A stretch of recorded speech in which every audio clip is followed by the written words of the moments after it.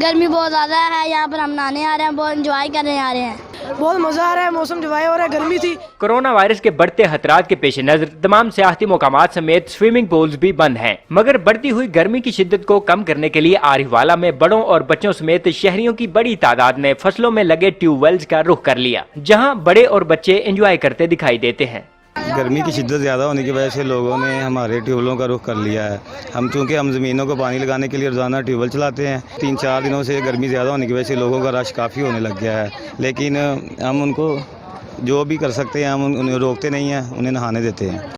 गर्मी बहुत ज़्यादा है, जिसकी वजह से हमें ट्यूबवेलों में और टरबैनों में नहाने हैं, जिसकी वजह से हमें बहुत मज़ा आ रहा है। मौसम जो हो रहा है, गर्मी थी जी, गर्मी बहुत है। गर्मी के लिए इसलिए बच्चों को लेके आए हैं नहाने के लिए।